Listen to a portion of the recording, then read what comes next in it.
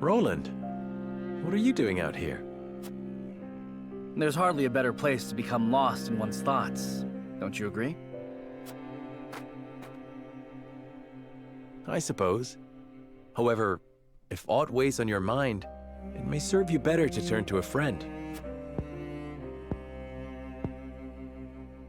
Then let me ask, do you believe me too immature for my station? Not at all. Quite the opposite, in fact.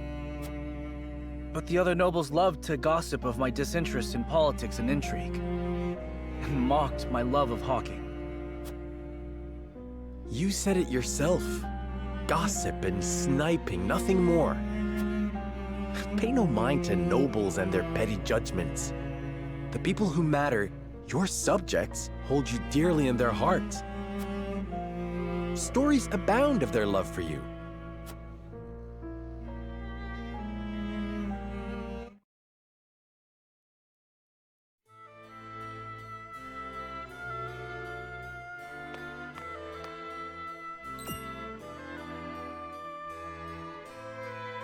Hey, go peddle your junk somewhere else.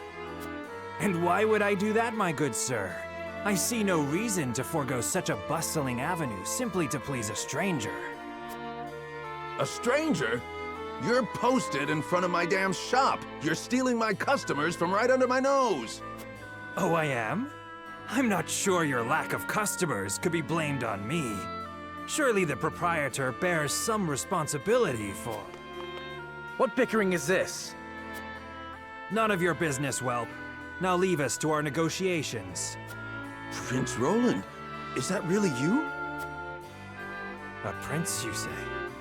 Well, A distinguished gentleman such as yourself must be mortified to have your customers bear witness to this childish bickering. I'm sorry, Your Highness. My temper got the best of me. And you, merchant. If you mean to trade in Glenbrook, I trust you have procured the proper licenses and approvals.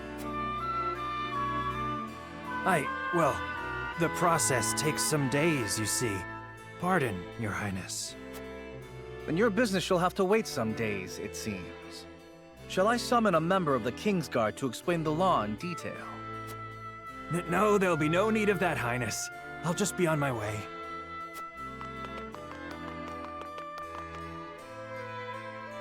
Thank you, Prince Roland. Come visit any time, and I'll let you have your pick of my wares.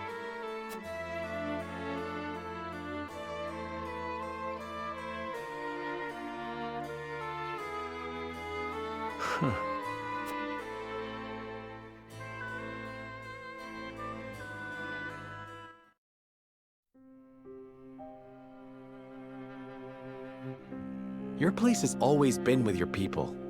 You could walk down the main avenue and settle disputes with a single word. Don't tell me you were watching. They were petty arguments, nothing more. As petty as they might have been, you were happy to do it. What better proof of royalty is there than that? But it wasn't because I was wise that I solved their problems. It was my name and status that lent my words weight. How do you imagine a kingdom with not a single dissatisfied soul would look? That's a difficult thing to imagine. Indeed. I suppose the best one can hope for is to do what we can, while we can. Well, we can start envisioning such a nation. That one day we might build it. Together. I like the sound of that. No doubt the answers we seek lie ahead, so long as we stay honest with ourselves. And so long as we work together, you and I, Serenoa.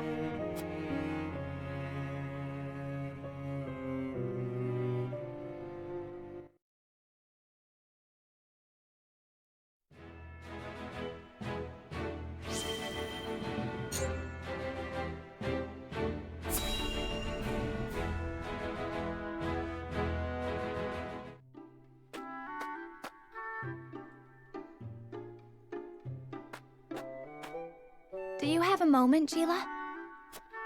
Oh, Frederica. Is something the matter? Well, I invited Serenoa to have dinner with me tonight. That's wonderful. Are you cooking for him? I am. I've been practicing with the book you gave me. I was hoping to finally show him what I've learned. Then allow me to help. What are you making? A warm soup full of meatballs. A hearty, meaty, savory stew to tickle the tongue and sate the stomach. Or so the book describes it.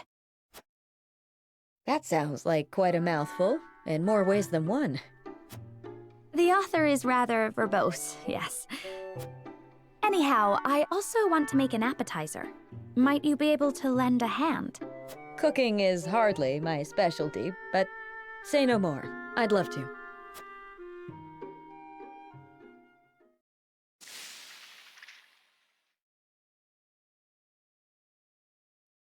Oh dear. This is disappointing, to say the least. And we're almost out of time. Serenoa will be back any minute now. Excuse me, Lady Frederica. Lord Serenoa has just sent word that he has been held up at a meeting. He says there is a chance he may not even return tonight. I see. Thank you for letting me know. It sounds like your dinner may get postponed. A blessing in disguise. It gives us time to cook this again and do it right this time. Lord Serenoa may not even return tonight. But there is a chance he might. And I refuse to disappoint him. Would you help me, Gila? Of course, Frederica. I shall do my very best to see this through with you. I cannot thank you enough.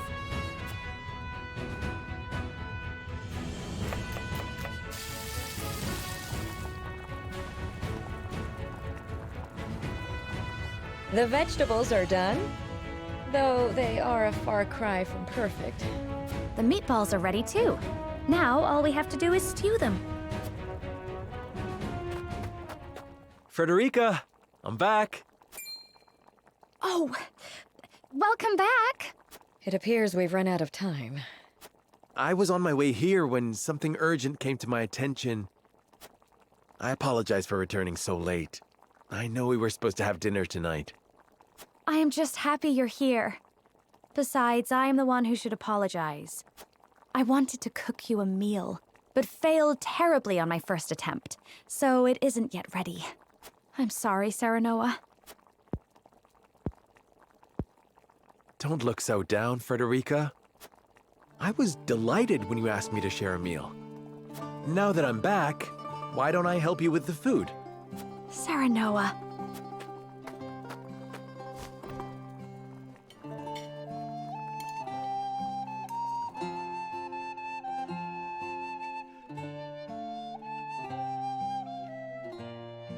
Thank you again for inviting me.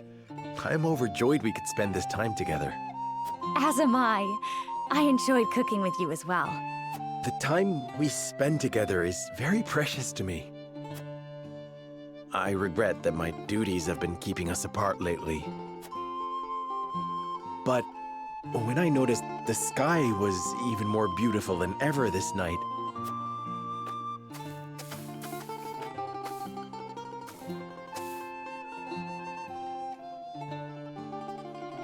I hurried home, hoping we could gaze upon its beauty together. It's strange. When I was in Esfrost, I would look up at the same sky. But it felt so much colder there. The stars seemed as if frozen. They did not twinkle the way they do now that I am with you, Serenoa. Frederica, promise me that you will always stay by my side. I need you, now more than ever. Of course, Serenoa. I wish to gaze up at the same sky, sit beneath the same moon, and walk the same path you do. Together, forever and always.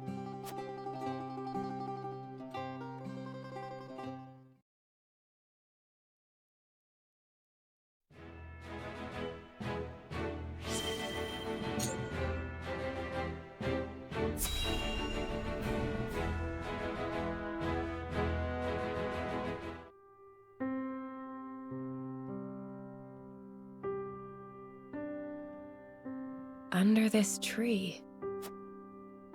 This here's the land of the Jax clan. Or used to be, more like. That clasp on your chest, that's their sigil, if I'm not mistaken. It's a memento from my parents. Or so I was told. Aye, now that I'm looking for it, I can see the resemblance. Same silvery hair and everything. Villages near here met with a pretty terrible fate. They begged the armies to spare their fields. The only one who listened was one of House Wolfort's bannermen. No one was surprised, big war hero that he was. But by the time we got here, the Jax had been all but exterminated. He was digging graves for the dead, enemy and all. A hero and a gentleman he was. Names on the tip of my tongue. Benedict. Aye, that was it. Do you know the man? I'd like you to pass on my gratitude, if you do. Thanks for showing me the way. Your coin's all the thanks I require. If that's all you'll be needing me for, I'll leave you to it.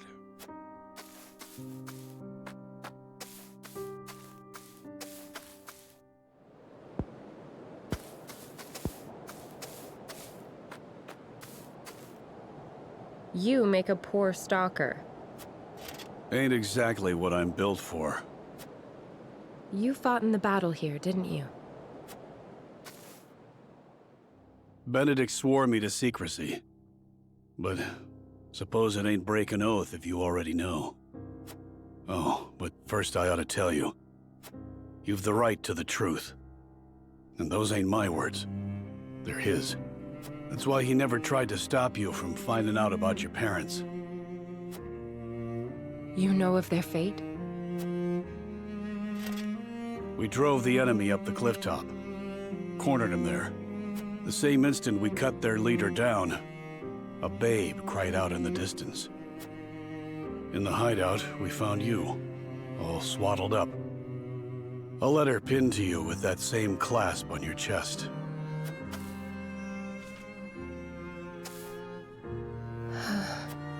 Live strong, Anna. Stronger than any.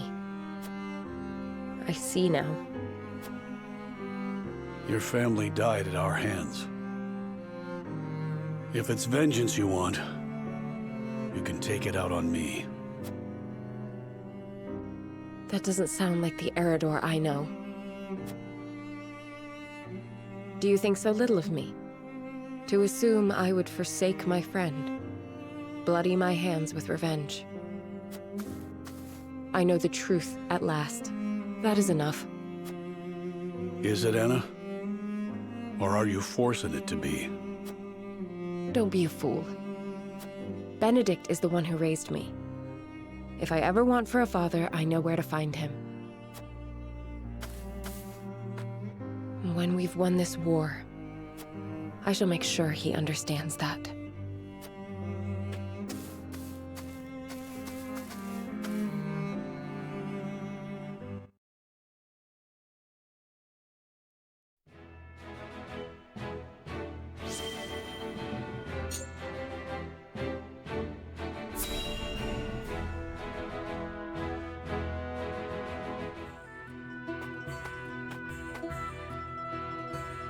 Made it in time, my lord. Eredor, you came. Lady Destra. Your mother was loved by one and all, my lord. Honoring her this day is the least we can do. Is it just you here, my lord? We are beset on all sides by tasks large and small. I would not impose my familial obligations on the others. Spoken like a true leader. Me and your mother may not have been family by blood, but duty bound us, just as close. I am sure she would have been overjoyed to see you by my side. I never had a chance to know her. My only memories are from stories others told me.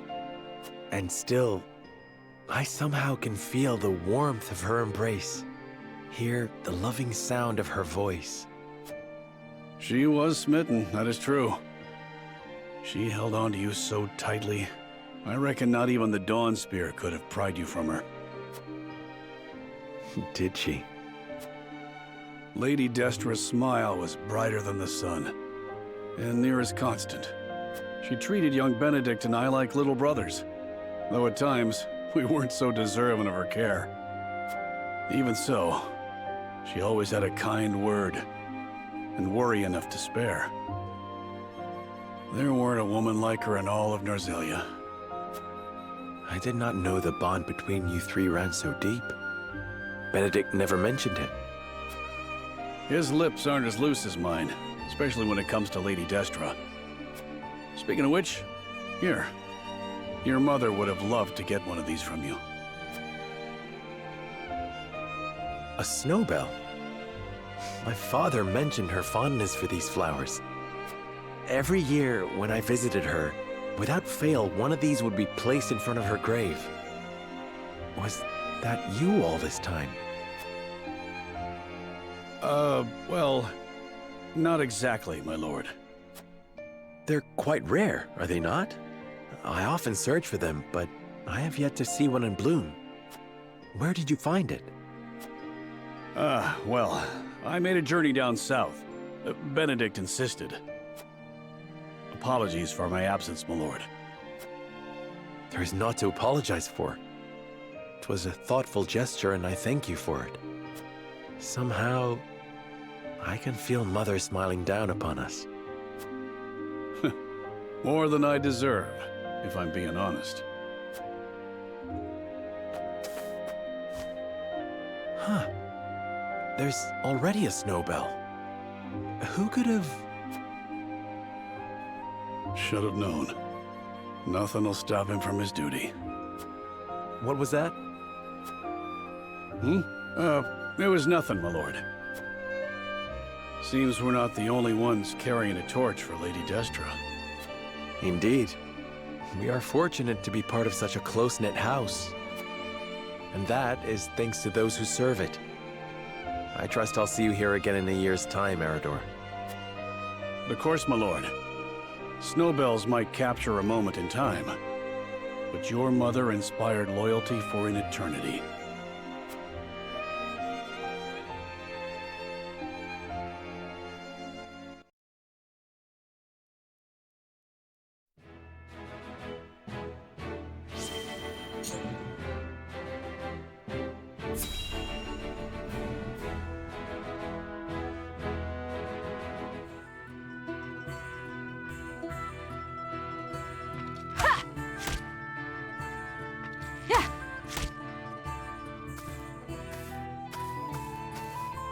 At it again, eh? You know, even the Dawn Spear set down his weapon on occasion. We are at war. I cannot hope to end it by being idle. Spoken like a true member of the Kingsguard. You lot were always too serious for my tastes. We were not serious enough. Where is the king we were meant to protect now? What will become of his kingdom? King Regna and Crown Prince Franny are no more. Only Roland and Cordelia remain. When I think of how lonely my charge must feel, I almost feel smothered by the guilt. If he's lonely, he hides it well. Could be that losing his princely obligations has lifted a weight off his shoulders. And who are you to speak on his feelings? His father ever doted on Franny. He knew precious few moments of his mother's love before she passed. Even so, he tried his utmost to never show weakness in front of his sister. He was there for her in the worst of times. There was never a place near the throne for him. Truth be told, Sir Maxwell was more of a father to him than anyone. I'd like to think I have been more than his guard. Oftentimes, I felt like his confidant.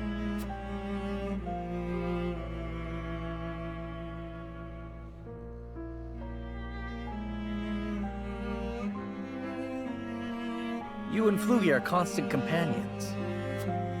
As I said before, my prince, he is more than my companion. He is the truest friend I could ask for. A true friend. I must admit, I envy your relationship. My prince, I did not mean to. 'Tis nothing to apologize for. I simply find the idea of soaring the skies with a true friend to be somewhat romantic. You could do the same with the proper training. If it pleases you, my prince, I would gladly teach you. You would? Then I gladly accept. I trust you will go easy on me. I can promise no such thing. You must become as ferocious as a hawk yourself if you wish to ride one.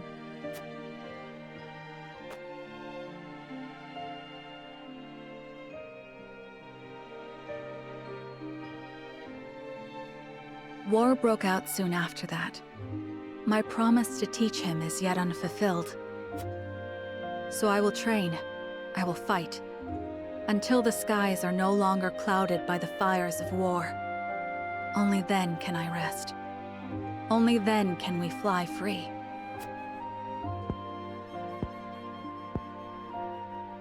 Perhaps then, with the wind in our faces, we can forget our stations, our titles, if only just for one moment.